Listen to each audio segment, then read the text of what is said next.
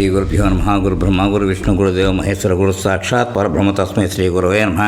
సదాశివ సమారంభం వ్యాసంకర మధ్యమాం అస్మదాచార్య పర్యంతం వందే గురు పరంపరాం. అపార కరుణా సింధు జ్ఞానోషాంతరూపణం శ్రీ చంద్రశేఖర గురుం ప్రణమామదానం. శ్రీ గురుభ్యో నమః. గణాధిపతి నమః. ఈరోజు పాత సినిమా భార్యాభర్తలు 1961 తెలుగు సినిమా. అది దాంట్లో చక్కటి పాటలు, ఆహా సాహిత్యం కదా, సీన్స్ అన్నీ చాలా బాగా ఉండేది. సాలూరు రాజేశ్వరరావు సంగీతం బ్రహ్మాండంగా ఉంది. దాంట్లో ఒక జోలపాట ఇప్పటికి అంటే ఆ జోలపాట ఇప్పుడు పాత పాటలో కూడా ఒక వెరైటీగా కనపడుతుంది. చాలా స్వీట్గా ఉంటుంది. మీరు విని ఎంజాయ్ చేయండి. నాకు వచ్చినంతకు పాడతాను, నాకు వచ్చినంతకు వాయిస్తాను. ఇప్పుడు దాని గురించి చెప్తాను. భార్యాభర్తలు 1961లో విడుదలైన తెలుగు కుటుంబ కథాచిత్రం. ఈ సినిమాని 1961లోకి ప్రత్యేగాత్మ గారి దర్శకత్వంలో ఏవి సుబ్బారావు గారి నిర్మాణంలో అక్కినేని నాగేశ్వరరావు గారు ప్రధాన పాత్రగా విడుదలైంది. ఇందులో అక్కినేని నాగేశ్వరరావు, కృష్ణకుమారి ఇందులో ప్రధాన పాత్ర పోషించారు. ఈ 1963 ఎల్వి ప్రసాద్ నిర్మాణం శివాజీ గణేశన్ వీళ్ళందరూ చేసినట్లు అది దానికి ముందర ముఖ్యం. దీనికి సినిమాకి ఎస్ రాజేశ్వరరావు గారు సంగీతాన్ని సమకూర్చారు.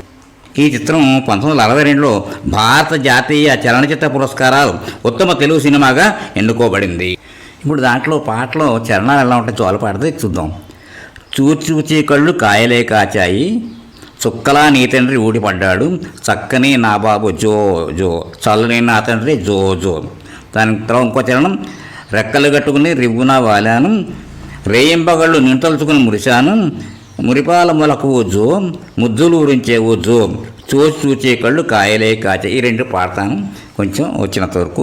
అలాగే కొంచెం వచ్చినంత వరకు వాయిస్తాను. ఇప్పుడు అసలు ప్రాక్టీస్ ఏం లేదు, మీకు చెప్తున్నాను కదా. అది చూ జో చూ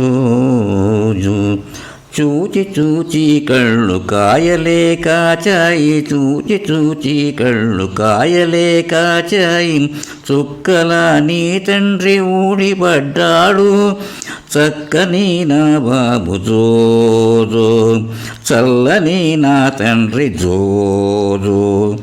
రెక్కలు గట్టుకొని రివ్వున వాలాను, రెక్కలు గట్టుకొని రివ్వున వాలాను, రేయింబగళ్ళున్ను తలుచుకొని మురిశాను, మురిపాల మొలకవు జోజో, ముద్దులూరించేవు జోజో.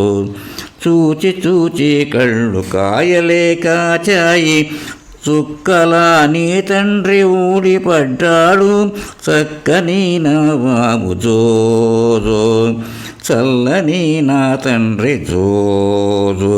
ఇది రాజేశ్వరరావు గారు సంగీత దర్శకుడు. దీనికి ఘంటసాల గారు, జిక్కి గారు అనుకుంటున్న వాళ్ళిద్దరు పాటలు పాడారు. దీనికి ఎంత చక్కగా పాడారో అది నేను ఒక్క నిమిషం చూసి చెప్తాను మీకంటే. ఎప్పుడు అది వాళ్ళే పాడారని నాకు నమ్మకంగా ఉన్నాను. అయినా కానీ ఒక్కసారి అది కరెక్టే, ఘంటసాల జిక్కి గారు పాడారు. గీత రచయిత కొసరాజు గారు.